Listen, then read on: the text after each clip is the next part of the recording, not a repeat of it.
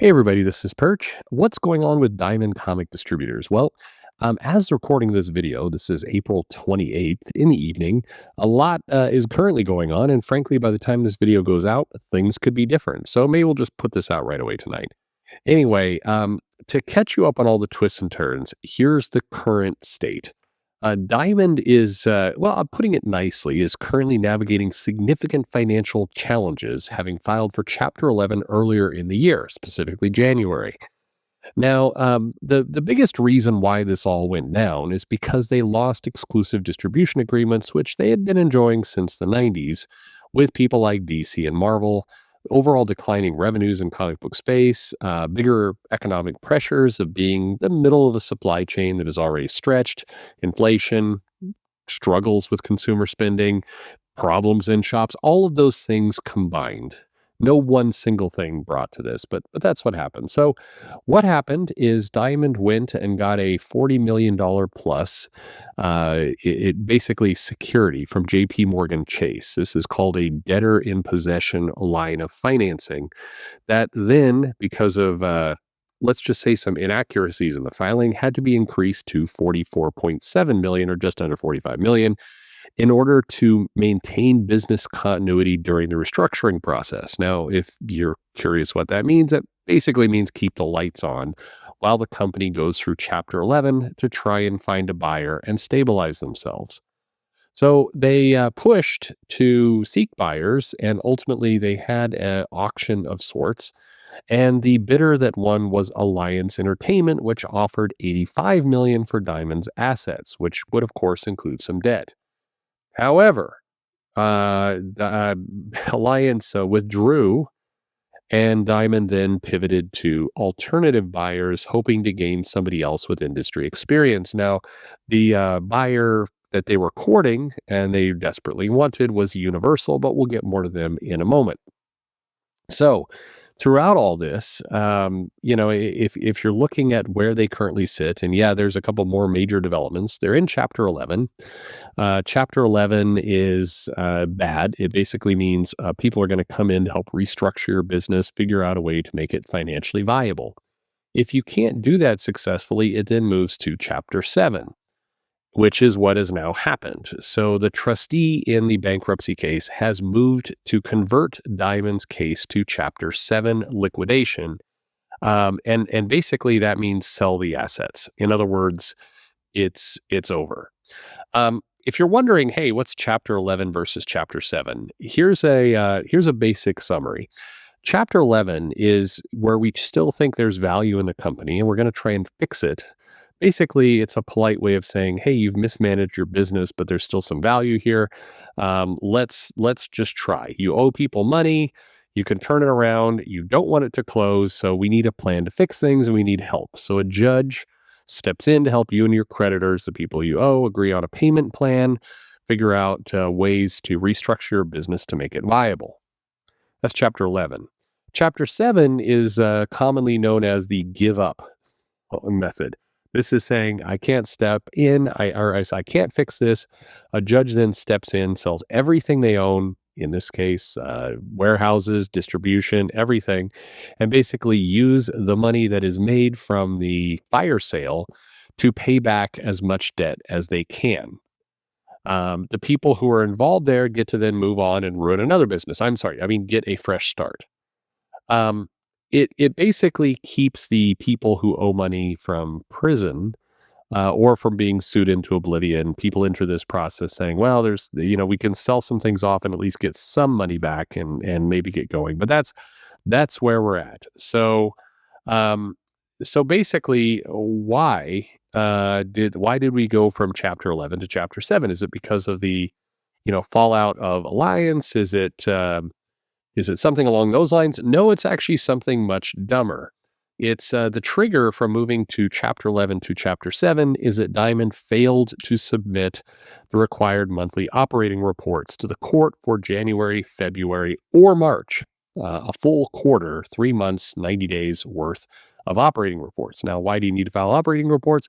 It basically is a way of saying, hey, we're going to show how we're currently spending money. It's going to give the judge and the people involved the ability to navigate to a better business. It's going to try and fix things When you submit nothing, typically the courts view that as you're being dodgy, you're hiding what's going on, things are much worse than you currently believed, or maybe you're just incompetent and you don't know how to file reports.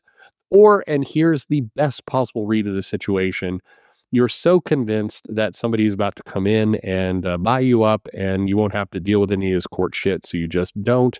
Because the reality is, if you're a relatively private business, if you don't have to put your records out there, I mean, a lot of this stuff becomes public record in a court filing. And if you think you're about to be bought, you basically keep those records to yourself and nobody needs to know, and on you go. But if a sale falls through and you have not kept any records and you don't bother to file them when things fall through, you're effed. Now, the failure to submit reports it's not common. It's not uncommon either. It happens, but generally, it's a little bit like saying, "Hey, herpes happens, but it's not common. Not everybody has herpes." That's kind of that's the analogy you want to think here. So at this point, Diamond can avoid moving into Chapter 7 if they can show that converting is not in the best interest of creditors, or they can show that a plan is about to be confirmed and a deal is right on the table and about ready to go.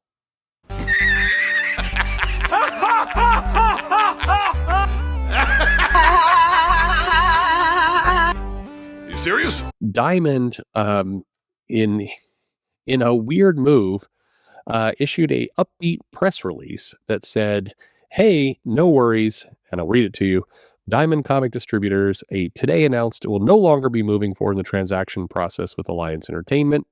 That was known. Diamond Comic Distributors has pivoted to alternative, exceptionally well-known purchasers who are excited to partner with us. These companies have a strong balance sheets and, importantly, unmatched presence and experience in our core industries, said Diamond Chief Restructuring Officer Robert Gorin. We are finalizing purchase agreements with these third parties and expect to announce the identities of these purchasers and seek court approval very shortly to complete the sale transactions. All of this is a way to say, "Hey, we've got it," and it's kind of a way to give a finger to Alliance in the process. Um, it is well known, or at least within the industry, suspected that Diamond is courting, as I mentioned before, universal distribution. They have a reasonable business, particularly overseas. They're wanting to expand into the U.S. and Universal at least had some conversations with all this. Now, the question mark is, why would somebody hoping to expand in a situation rife with financial insecurity and everything else, why would you want to attach your flag or your brand, or more importantly, your money to a failing, heavily in debt company? Would that be a good plan? Well, the answer is no. While Diamond is currently sort of continuing to operate and serve its clients, the financial security is completely unstable, and it really depends now on a deal coming through at all costs. Keep in mind, Diamond, if we're going into the numbers, Diamond reported gross revenues of $344 million in 2023, which then declined about $20 million from there in 2024.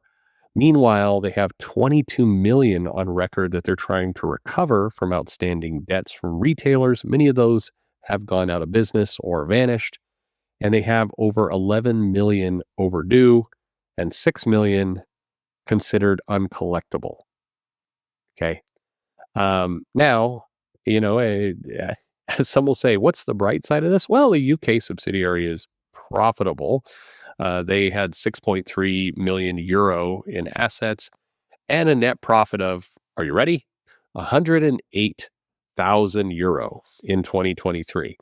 That's not a very high number. And if you're getting a line of credit of 45 million, I don't know. So, what does all this mean? Well, one last piece in all this is that there's a number of companies who are pretty ticked. So, for example, two individuals, Image and Titan, and the Pokemon Company. The last one you really probably don't want to fuck with too much. They have filed a number of motions and objections to this entire process. They believe that inventory that is consigned to Diamond is still in question. Pokemon Company has asked for it for quite some time. Titan and Image are quite concerned the inventory is going to get sold off to a new owner, and then this is going to be a more major problem.